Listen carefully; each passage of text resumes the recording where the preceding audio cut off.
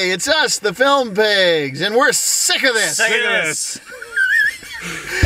I'm Todd Anderson. This is Stephen Falk in the back seat, and this is Steven Skelton in the driver's seat. We're doing our first vlog of 2011. Yay! Whee! Yeah, this is the first vlog. We've been truant. Awesome weekend, guys. Anyway. Anyway, we just, of course, as you know, we just saw a picture. Steve Skelton, what was the name of the picture? The name of the picture was The Mechanic. And Stephen Falk, could you break down The Mechanic for us in simple, easy-to-understand language? English assassin named played by Stratham lives on the bayou. And he has an old friend who lives in a Fraser. You always put an extra R in his name. Some old black man sits in a Fraser chair and watches his boat, and then he gets he has to kill his mentor, played by Donald Sutherland. And then his Sutherland son, played by Ben Foster, comes, and he in turn feels guilty and mentors him. But then it turns out you should never trust Tony Goldwyn, which is not a spoiler alert. But the minute you see Tony Goldwyn in a movie, you know he's the bad guy. Just take him out. And anyway, then he teaches him how to kill people, and then stuff occurs. Wasn't Stratham on the Bayou Creedence song? The Mechanic is a remake of an old 70s Charles Bronson picture with Jan Michael Vincent, who I think we all can agree that we miss terribly. Yeah. Blue Thunder. It's Airwolf. Airwolf, yeah. Same thing. Beating his wife. Airwolf and Blue Thunder are two completely different helicopters. Sorry. Yeah, get it together, dude. Sorry, man. I'm sick of this.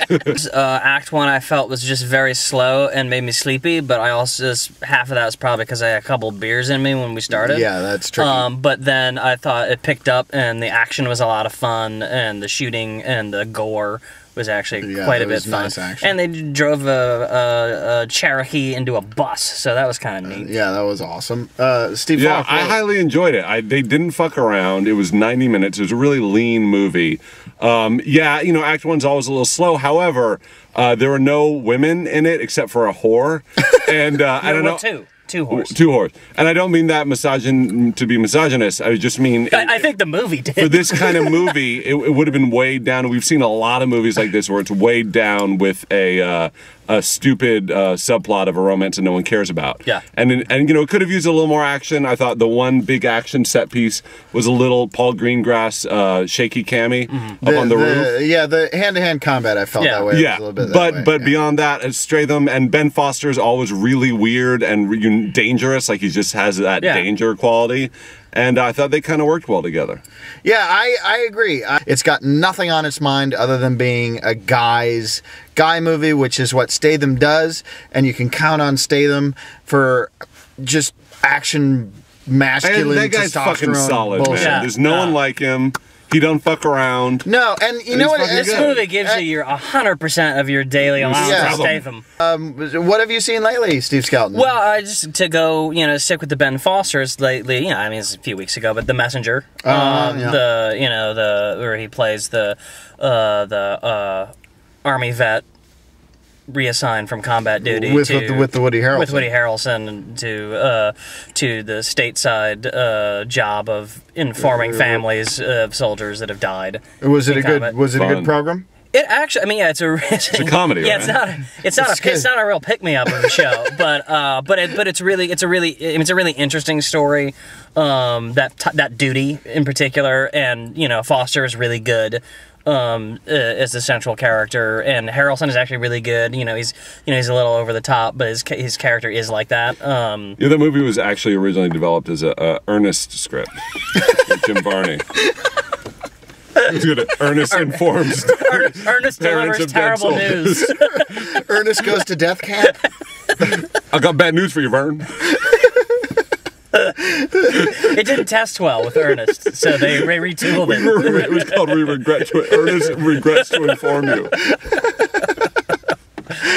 Steve Falk, what have you seen lately? I haven't been to the pictures lately in the past couple of weeks, but I did go and I rented the Knight and Day starring Tom Cruise. Oh, nice. And Cameron Diaz. Nice. How was that? And it's a fucking bloody awful mess. I mean, it had some good action, but it's really a Tom Cruise in the death throes of this part of his career, and Cameron Diaz in the death throes of her ingenuehood.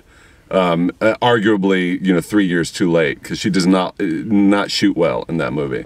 It's a broken Lego toy of a movie. Yeah, it is. It's some fun action, but really, really just a hunk of shit. So, rave reviews for both The Messenger and Night and It's Day. like good action, hunk of shit. It sounds like a perfect double feature. But that's the best way to describe it. Yeah, It really is. We almost vlogged this year and just couldn't get it together. We almost vlogged Season of the Witch. We went to see it and then wound up just skipping it and drinking instead. And then Season of the Scotch. We tried to get together and watch The Green Hornet, but we just couldn't, schedule-wise, couldn't make it work. We're very busy. So busy. I took it upon myself to go to both of those movies. The Green Hornet, I would say, is a messy film. I enjoyed it for what it was. I mean, there's movies that you make a night out of. I wouldn't do that, but it made for a good matinee. It had fun action. Some of the jokes were a little bit clunky, but I thought its heart was in the right place, and the 3D was actually pretty good.